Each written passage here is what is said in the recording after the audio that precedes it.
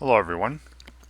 This video is on the Knewton Alta assignment, section 2.6, part 4, called Solve Other Types of Equations. So in this video, I'm going to be going over the preview version of this particular Knewton Alta assignment. Please understand that the questions I see in this video may or may not be the same questions that you see when you work on the assignment yourself. But the objectives are the same, so the questions should be similar to what you see, and I'm hoping that watching me go through these here help you in some way when you work on them on your own. Alright, so here's your assignment page. Again, you'll have the title, the mastery bar, you can see the objectives. Looks like there are 3 objectives in this particular assignment. And then under the current objective, you have a question related to it. At the bottom of every question, you should have a feedback button to send to Knewton if you have any issues with the question. You will not have the instructor cheat button. It's for instructors only. But you will have the more instruction button, which can be useful if you're struggling with a topic. Click on the more instruction button. You'll be taken to a page with some reading to do or some videos to watch on that topic, and then you'll have some questions related to that instruction. And you can work through the assignment this way. I mean, if you want to click on more instruction every single time, have the instruction up, that's totally fine. Alright, so the first question here is on the objective.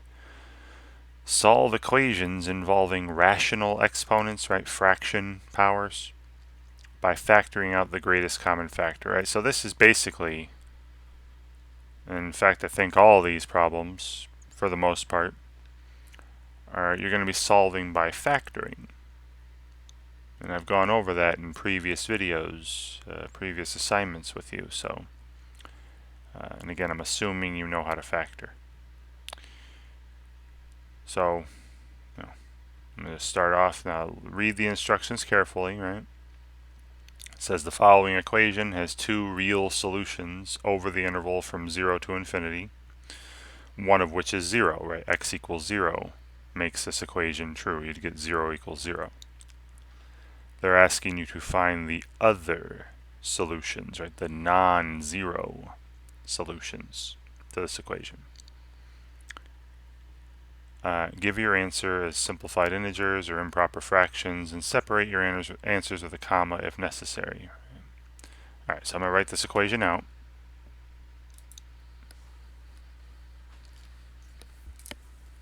So we're given 4 times x to the 5th power minus 100 times x to a fraction power. This fraction is the 13/3 power. All right, 13/3 equals 0. All right. Now, I know I've put up a previous video. I don't remember exactly what section, but factoring out the greatest common factor when there's some fraction powers like this. Alright, so first off, this is starting out the way I want to when I'm solving by factoring.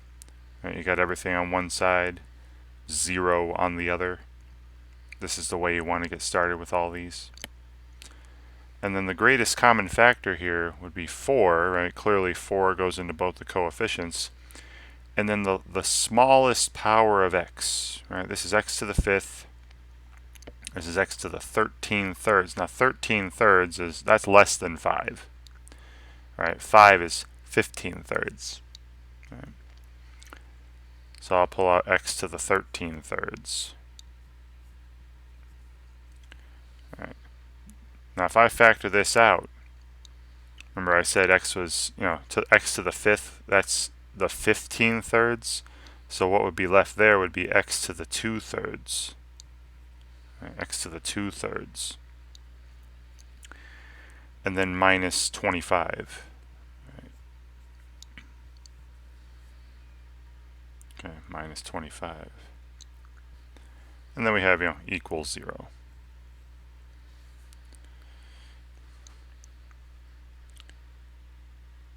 Okay, now, that's one way to factor it. Now, is it factored completely? I would say not. And you gotta know some properties of exponents for stuff like this. X to the 2/3, that's the same thing as x to the 1/3 squared. Right? This is x to the 2/3. So you could think of this as x to the 1/3 squared minus 5 squared, a difference of squares. So I could break this down even further. X to the 13/3 times, and then this will be x to the 1/3 minus 5 times x to the 1/3 plus 5. All right. And then we have equals 0. Okay. And then I apply that zero product property. And I'll call it the ZPP. Remember, if a product equals 0, then one of the factors has to be 0. So either, now don't worry about 4, right? 4 is not equal to 0, so just either x to the 13/3 equals 0, or x to the 1/3 minus 5 equals 0, or x to the 1/3 plus 5 equals 0. Now, this one here, the only number you can raise to a power and get 0 again is 0. Now, they already gave this to us. Right? This was already given. We are not looking for this one. Right? They told us 0 was a solution. Here, I would add 5 to both sides. And then, this is like the cube root. Remember, x to the 1/3 is the same thing as the cube root of x. So these are the same. And if you want to undo a cube root, you raise both sides to the 3rd power. 5 to the 3rd power is 125. All right. Now, if you want to check this, I would suggest using a calculator. But you could think of this as 5 to the 3rd. So this would be 5 to the 15th power here, 5 to the 3rd to the 5th. 2 squared times 5 to the 15th minus, and then this is 2 squared times 5 squared, and then 5 to the 3rd would be 5 to the 13th. Yeah, that's 0. It makes 0. I know I kind of mumbled my way through that, but this works. 125. Then over here we'd have x to the 1/3 equals negative 5, and raise both sides to the 3rd power. X equals negative 125. And now here's the problem. I mean, this works. All right, let me show you. Let me actually go to a calculator. So I'm going to pull up that Desmos website, online graphing calculator here, and I'll punch that in. 4 times negative 125 to the 5th power, something huge. Then minus 100 times negative 125 raised to the 13/3 power, and you see it's equal to 0. So negative 125, this works, right? This is a solution, but not on the interval that they gave us. All right, remember, the interval they gave us in the question was from 0 to infinity. All right, let me go back to the problem. Right? See, they say it has 2 real solutions on the interval from 0 to infinity, one of which is 0. Find the other one. On this interval, I'm assuming. All right. So I'm just going to, now, again, I know that negative 125 also worked, but I hope you understand what I'm saying, that is not on the interval they're giving to us here. All right. Negative 125 is not on the interval from 0 to infinity. So the only one that is positive 125, right, and 0, but they already gave us 0. They told us to find the non-zero solutions. Okay. Great, and I think they might even do it a different way. Yeah, they just took it like this. They didn't factor this any further, and then just said, hey, x to the 2/3 equals 25. Raise both sides to the 3/2 power. You get x equals positive 125. You know, and then they even explained down here, right? Negative 125 also works, but it's not in the interval that they gave us, right? So you got to really pay attention to some of these instructions, as you should with any problem. All right, but yeah, so after every question, you should be seeing these answer explanations. Please read through them, whether you're right or wrong, just to make sure you understand why you were right or why you were wrong, and try to fix your mistakes in the future. All right, next question. All right, so this is solve rational equations which lead to a quadratic. So remember how to solve equations with fractions? I've mentioned this before as well. The fractions maybe didn't look exactly like these, but you multiply both sides by the least common denominator. Right, multiply both sides by the least common denominator, solve, then check. Right. Right, so let me show you what I mean by that. Right, so I'm going to write this equation out.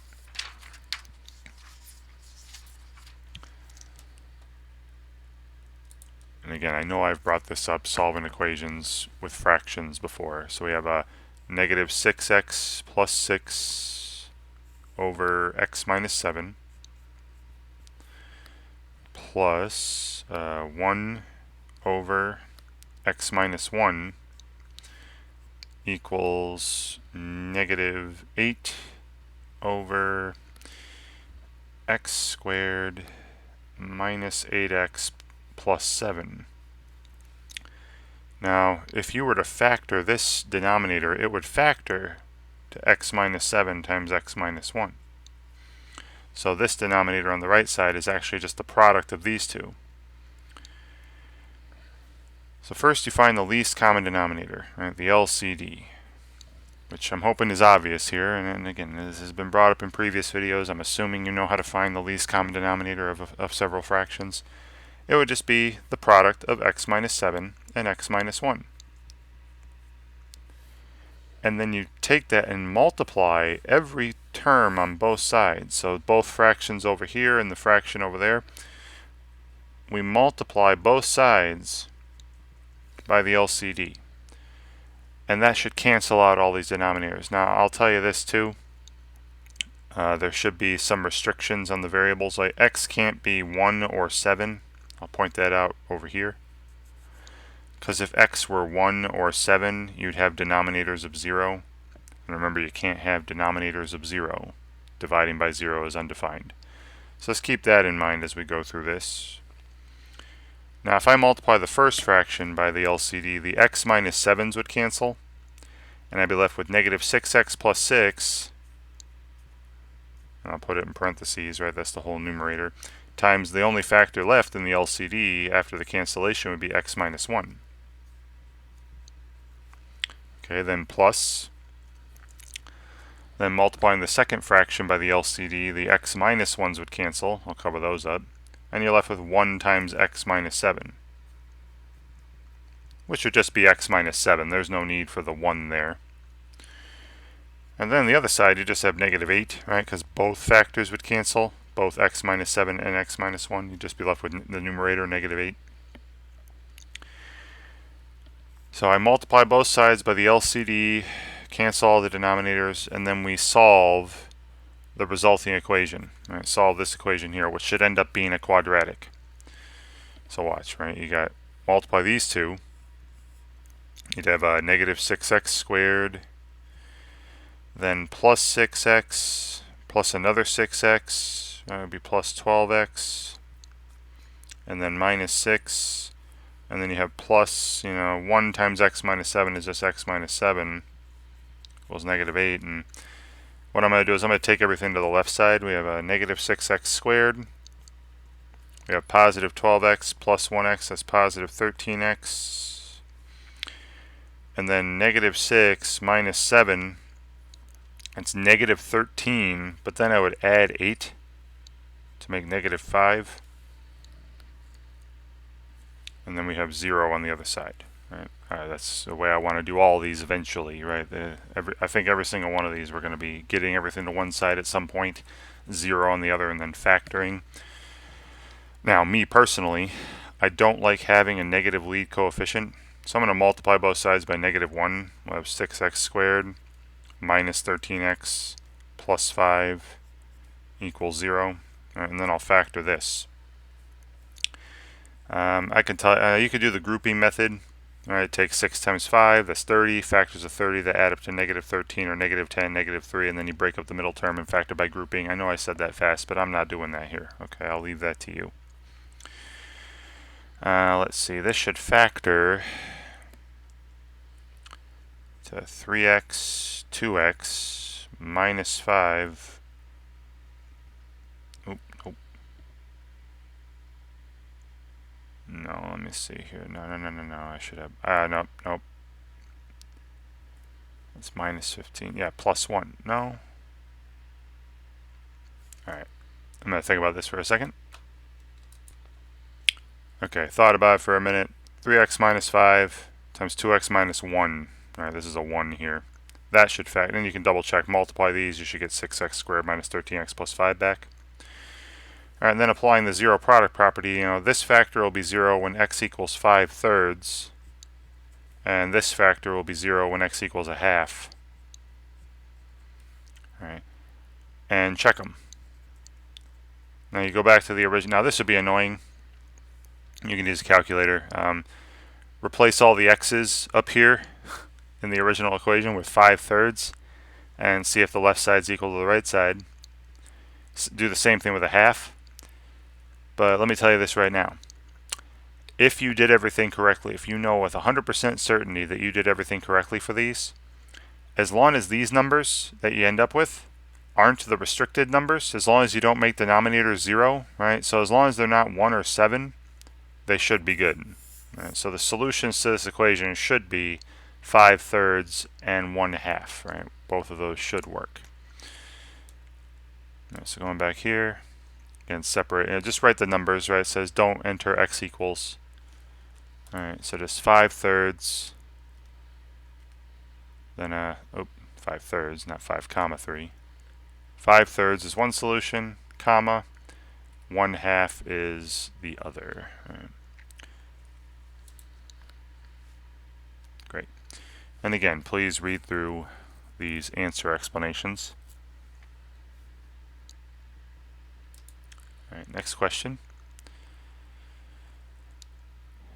Now we're on this solve equations using reciprocal exponents. Right, solve equations using reciprocal exponents. So remember, reciprocal exponents just means negative powers. So you see the negative power here, it's x minus 1 to the -4/3 equals, 1/81st. Alright, so I'll write this out.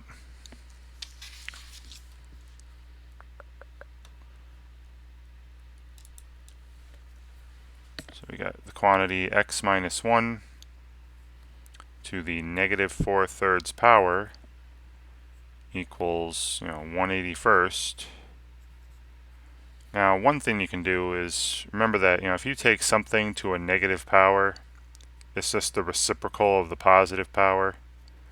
So if you don't like negative powers, you could rewrite this as 1 over x minus 1 to the +4/3, and it would be the exact same thing.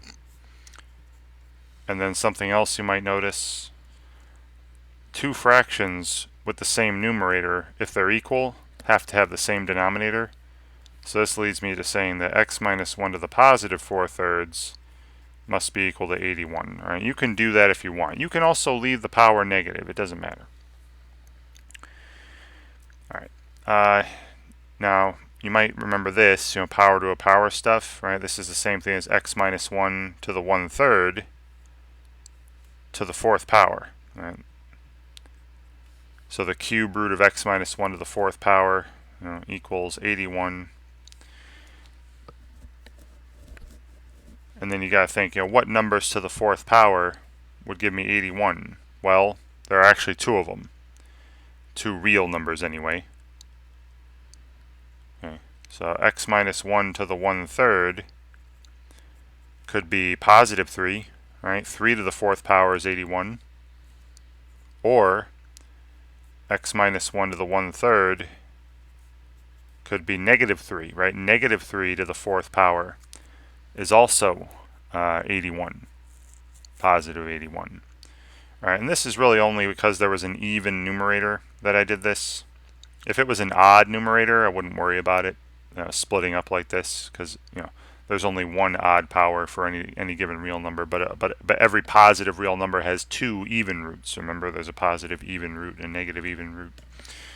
So that's the only reason I split this up this way. All right, then solving this, we raise both sides to the 3rd power. We'd have x minus 1 equals 27, right? 3 to the 3rd. Then adding 1, I get x equals 28. Or, and then same thing here, raise both sides to the 3rd power. X minus 1 equals negative 27. Add 1, x equals negative 26. And then let's check them. Again, back in the original. So plug in 28. Now 28 minus 1 is 27. The cube root, remember the denominator tells you the root and then you raise to the numerator. The cube root of 27 is 3, and 3 to the negative 4th would be 181st. Right, it's 1 over 3 to the 4th. So 28 works. And then negative 26, negative 26 minus 1 is negative 27. The cube root of negative 27 is negative 3, and negative 3 to the negative 4 would be 1 over negative 3 to the 4th, but negative 3 to the 4th is positive 81, so it would be 181st. So this has two solutions. Right? Oh, well, okay. Remember I said earlier, read your instructions?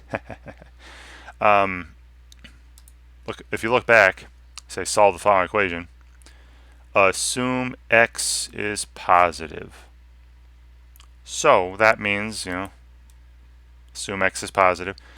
They only want the positive solution. So of the two that I found, 28 is a solution, negative 26 is a solution. 28 is the only one that they want. All right, so x equals 28. So again, please read your instructions carefully. And again, read through the answer explanations. See, they just raise both sides to the negative 3/4 power. So you got plus or minus, but then they, See, 27 plus 1, negative 27 plus 1. Negative 26 would have also been a solution, but they only wanted the positive one. All right, cool. All right, next. Solve another. All right, so another one where you have to multiply by the LCD, or the least common denominator. So once again, I'll write this equation out. We have negative 4x plus 2 over x minus 3 plus 3 over x minus 1 equals negative 6 over x squared minus 4x plus 3. But again, you see that this denominator over here is just the product of these two. This will be x minus 3 times x minus 1. And also, I'll point out that x could not be 3 or 1. Right, because if x were 3 or 1, you'd be dividing by 0 somewhere. You'd have a denominator of 0. Alright, so the LCD is, I'm hoping it's obvious, is the product of x minus 3 and x minus 1. And then we multiply everything on both sides by this LCD. Now in the first fraction on the left, the x minus 3's would cancel, and I'd have negative 4x plus 2 times x minus 1. And so the quantity negative 4x plus 2 times x minus 1.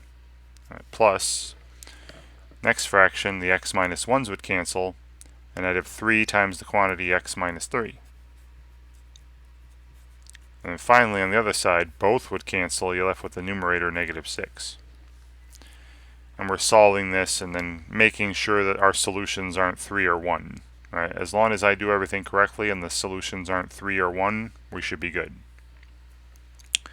Alright, so these two here, I got negative 4x squared, and then plus 4x plus 2x would be plus 6x, and then minus 2. Here I'm distributing 3, so it'll be plus 3x minus 9 equals negative 6, and then I'm taking everything, I'll take everything to the left. So I have negative 4x squared, 6x and 3x make 9x plus 9x. And we have negative 2, negative 9, that's negative 11, but then I'd be adding 6, so that'd be negative 5 equals 0. And again, I personally don't like having a negative lead coefficient in these equations, so I'm going to multiply everything by negative 1. So 4x squared minus 9x plus 5 equals 0. And then, yeah, this factors to, again, you can do the grouping method if you want. I think it would have to be this, 4x and x, and then we'd have minus 1 here, minus 5 there. Yeah, that'd be 4x squared minus 5x minus 4x would be minus 9x, and then plus 5.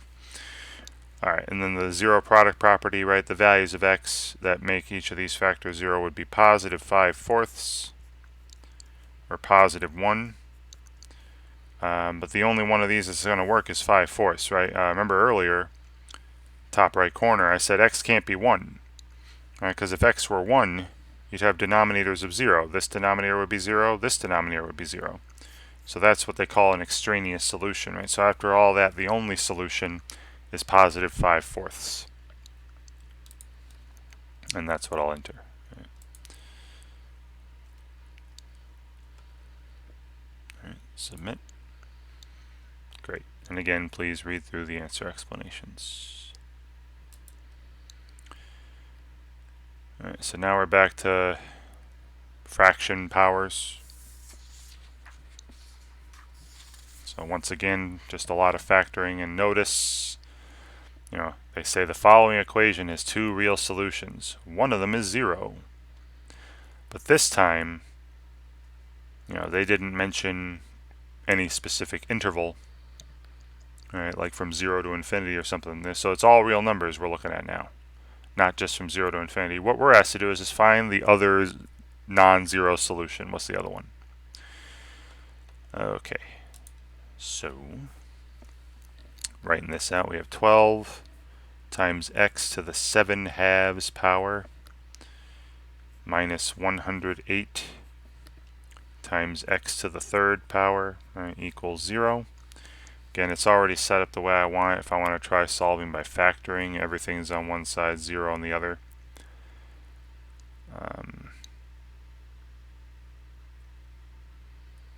12, and this is, 108 is 12 times 9. 90 plus 18, yeah. So 12 is a common factor. And then they both have some power of x, and you pull out the smallest one, that'd be x cubed. Right, because 7/2 is 3.5. That's bigger than 3. Now remember, x cubed is 3 is 6/2. So what would be left over here is 1/2. Right, 1/2 plus 6/2 is 7/2. Minus, and then like I said earlier, 12 times 9 is 108. Right. Okay, and then this isn't, the numerator is not an even power. The numerator is not even, so I can't do a difference of squares like I did before. Yeah. So this is as factor as it's getting. So either x equals 0, right, from x cubed, or, well, they already gave that to us, right? They gave us the fact that x equals 0 was a solution. Or x to the half minus 9 equals 0. X to the half equals 9. X equals 81. Remember, this is the same thing as the square root of x. You square both sides. So 81 is the other one, right? And we can double check, right? Plug in 81. The square root of 81 is 9.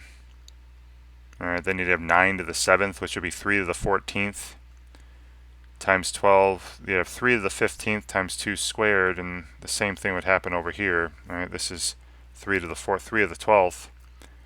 And then, yeah, you'd have the same stuff, then subtract to be 0. So 81 works, and again, you can use a calculator if you wish to check that.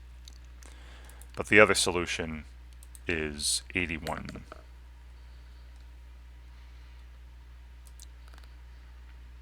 Great. And again, please read through these. Hopefully they make sense. Alright, back to where the negative powers are showing up, or reciprocal powers, sorry. Oh, so they just mean use the reciprocal power. Alright, here, assume x is positive. So our solutions need to be positive. Alright, so the way they want us to do this is this way. We have x to the 4/3 power equals 16. And I raise both sides to the reciprocal power, right? Raise both sides to the 3/4 power. And that'll make this x to the first on the left. Although technically it should be the absolute value of x. But again, they're saying assume x is positive.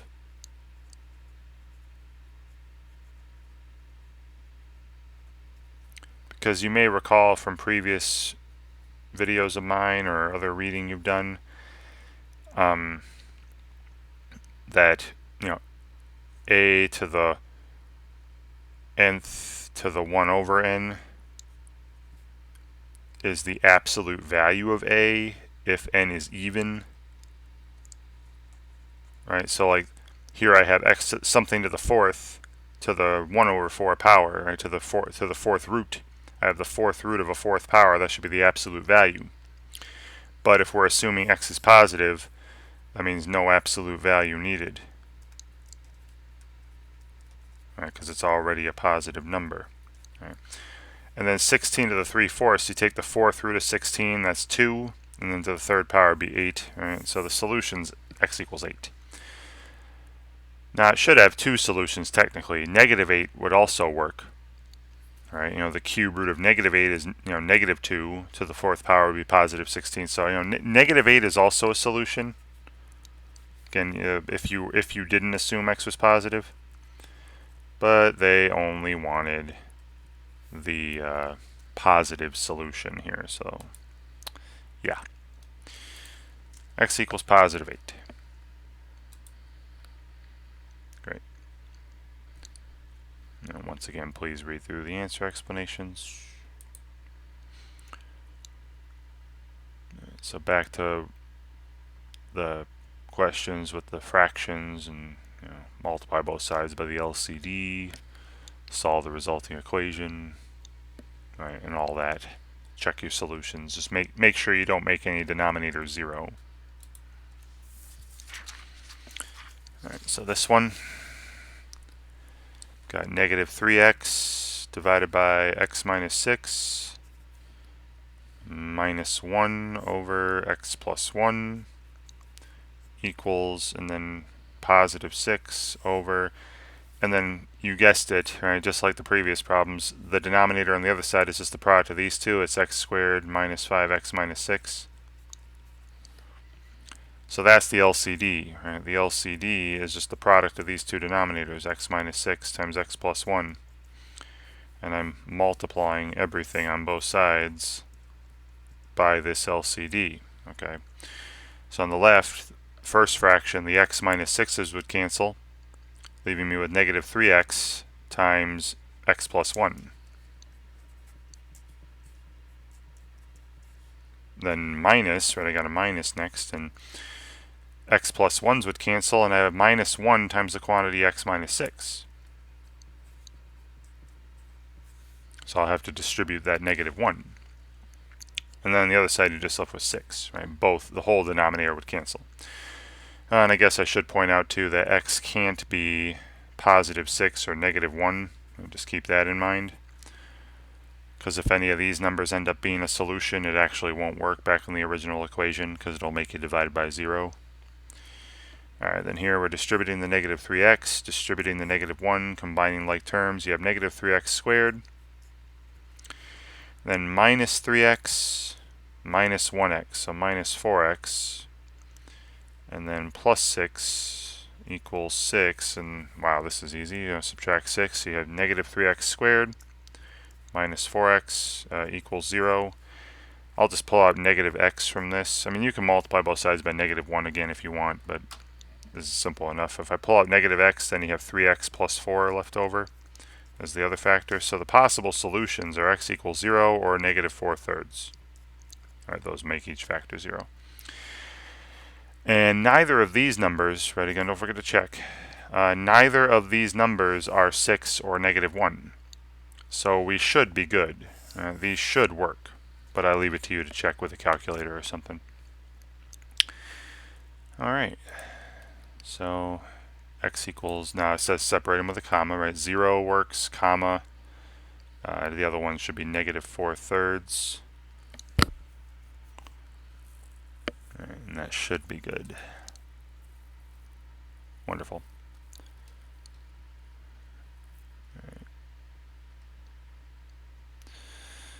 Okay, next question. All right, so one more, looks like one more of these with the fractions. So once again, I'll write it out.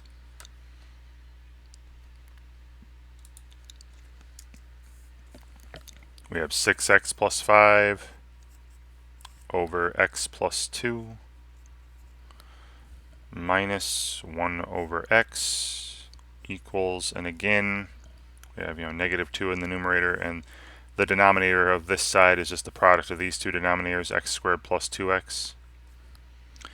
So that's the LCD, okay, and we're going to multiply everything by the LCD. Just going to kind of shorthand this. Right. And off to the side, I'll just say x can't be 0 or negative 2, because you don't want denominators of 0. All right, just keep that in mind as we go through this. All right, so if I multiply by the x times x plus 2, you'd have 6x plus 5 times x in the first fraction. The x plus 2's would cancel. Minus, and then the x's would cancel. You have minus 1 times the quantity x plus 2, right? The x's would cancel. And then on the other side, you just have the numerator negative 2. All right, here, distribute the x, distribute the negative 1. You have 6x squared plus 5x minus 1x would be plus 4x. And then minus 2 equals negative 2. The 2's would go away. We have 6x squared plus 4x equals 0. You can divide by 2 if you want, but I'll just factor 2x out. And that'd be 3x plus 3x plus 2 left over as the other factor. And so x must be either 0 or negative 2/3 would make that second factor 0, right? And now be careful, right? These aren't the solutions. This one's good, negative 2/3, because it's not one of those numbers that's going to make your denominator 0. But 0 is not good, right? If I replace x with 0, that denominator is 0, that denominator is 0. So this is an extraneous solution, right? I'm crossing that out. The only solution for this one was negative 2/3. Right, so I'm going back here, just putting in the number. Don't put in x equals, right? They just said don't type in x equals. Just negative 2/3. Great. All right, and that should be it for that objective, right? It says way to go, right? So continuing on. All right, so the reciprocal powers objective. So this is where you're just raising both sides to the reciprocal power, right? And again, they're telling you, look, see, assume x plus 2 is positive. Not x is positive, but x plus 2 is positive. So x could be 0, x could be negative 1, and this would still be positive. All right, so gotta be a little careful here.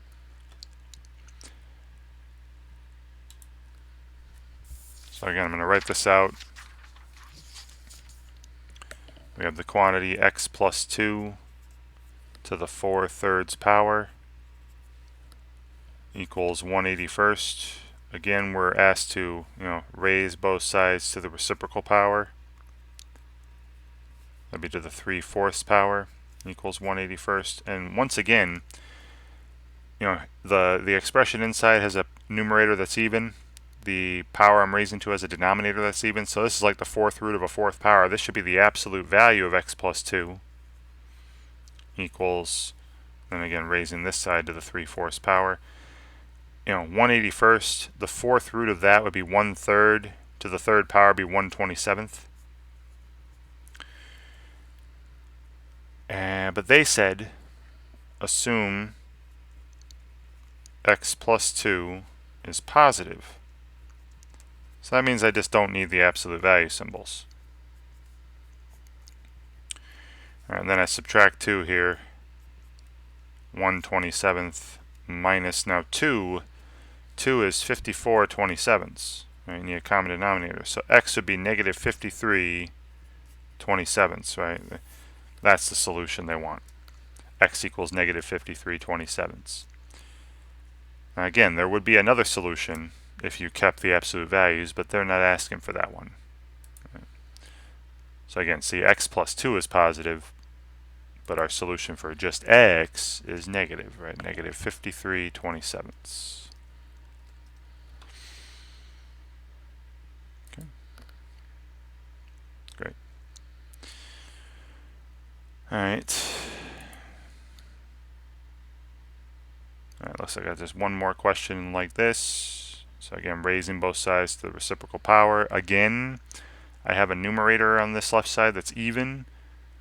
So I should involve absolute value, but notice they're saying again, assume something is positive, assume x is positive. The only reason they're saying this stuff is so you don't have to worry about the absolute value symbols, like I've been pointing out. So let's do it on the right half of the page here. X to the negative 6/7 power equals 64. I would raise both sides to the reciprocal power, right, which would be to the negative 7/6, and do the same thing to the other side.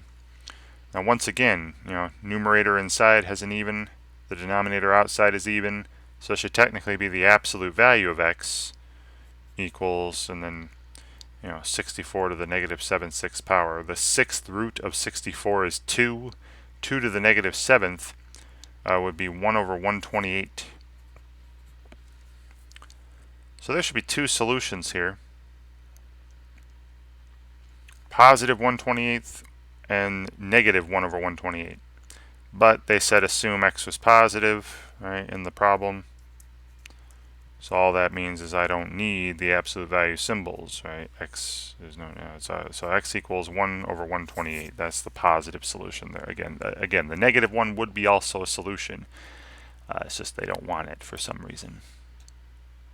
So 1/128.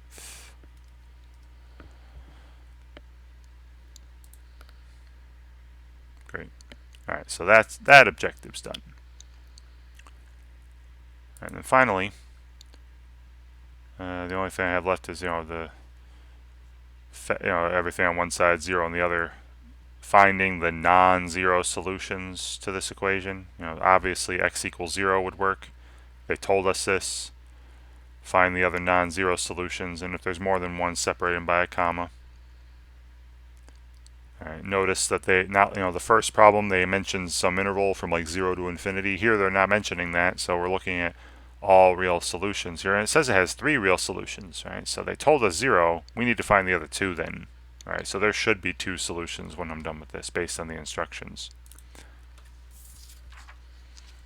All right, so we have 3 times x to the 16/5 power, which is 3 1/5, 3.2, minus 192 times x squared, and again equals 0. Now 3 goes into the coefficients evenly, and then the smallest of the powers of x is x squared. So I'm going to factor out 3x squared. Now squared, 2 is 10/5, right? 2 is 10/5. So if I pulled out 10/5 from this first term, there'd be 6/5 left over. And then 3 goes into 192. What is that, 64 times, right? 180 plus 12, yeah, so minus 64. And then we have equals 0. Right? Now, because this this power of x here has an even numerator, you could think of this as a square. Like I said earlier, right? X to the 6/5 you could think of as x to the 3/5 squared. And then this becomes a difference of squares, right? Because 64 is 8 squared. So I could think of this as 3x squared times x to the 3/5 minus 8 times x to the 3/5 plus 8 if I wanted to keep going. Or we could just leave it like this. All right, leave it like this. So I'll do that. You could do this if you wanted to, but I'll just leave it like this and say, well, x squared must be 0, so x equals 0 is a solution, but that was given. We want to find the non-zero solutions. Or x to the 6/5 minus 64 equals 0. And then we solve this kind of like in that reciprocal power objective. I get x to the 6/5 alone equals 64, then raise both sides to the 5/6 power. Now here they didn't tell us that x was positive. So if I have that even numerator inside, even denominator outside, this is going to be the absolute value of x, not just x, right? And we're not assuming x is positive here. They did not say that. So I'm going to keep that absolute value. Now 64 to the 5/6, the 6th root of 64 is 2. 2 to the 5th is 32. And then this leads me to the two solutions, positive 32 or negative 32, right? Because the absolute value of positive 32 is 32, the absolute value of negative 32 is 32, and both of these should work. Those are the other two. I said it had 3 real solutions. One was 0. They wanted you to find the other 2. Here they are. Positive 32 and negative 32. And separating them with commas, right? So 32, comma, negative 32. Those should be working. Wonderful. And I think I got just one more question in this objective. And it's the same kind of problem. All right. Now again, notice they don't mention any particular interval. They don't mention from 0 to infinity. So we're talking positives, negatives. We're talking about all real numbers here. It says it has 3 real solutions. One of them is 0. Find the other 2. So I should be finding 2 solutions here again. All right, so once again, I'll write this equation out, and we'll do it basically the same way I did the last example. I have 8x squared minus 32x to the 4/3, and then equals 0. So it's already set up the way I want to solve by factoring, right? Everything on one side, 0 on the other. Factor this. I pull out 8, right? 8's a common factor of the coefficients. And then the smallest power of x here is x to the 4/3. That's only 1 1/3. Now 4/3. 2 is 6/3. If I remove 4/3, that'll leave you with 2/3 in this first term. And then minus 4, right? 8 times 4, x to the 4/3 times 4 would be 32x to the 4/3. All right, and again, you could think of this as a difference of squares and factor it a little further if you wanted to, but I'll just leave it this way. So this factor will be 0 when x equals 0, and then this factor will be 0 when x to the 2/3 minus 4 is 0. We solve this like the last one. You get the power alone. X to the 2/3 equals 4. Raise both sides to the reciprocal power, right, to the 3/2. And once again, I got an even numerator inside, even denominator outside, so this should end up being the absolute value of x, not just x. And they didn't say anything about assuming x was positive, so we got to keep the absolute value symbols there. 4 to the 3/2. Now the square root of 4 is 2. 2 cubed is 8. All right, 4 to the 3/2 is 8. And so my possible solutions are 8 and negative 8. And they should work. They said that they told us there were 3 real solutions to this equation. One of them was 0. We had to find the other 2, and these must be them. All right. And you can check, plug them in. Use a calculator if you want, but they should work. 8 and negative 8. And I'm just 8, comma, negative 8. Wonderful. All right, so I kind of rushed through the last few of those there. I spoke very quickly, but you're doing pretty much the same thing every time with each objective. So again, I'm hoping that watching me go through a few of these in the beginning help you out with the later ones as well. And that should be it for this preview assignment.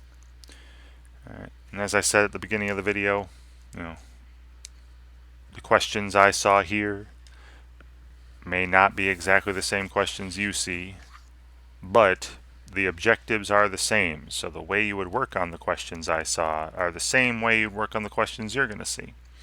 So I'm hoping that watching me do these here help you in some way when you're asked to go through this assignment yourself. All right, and thank you very much for watching.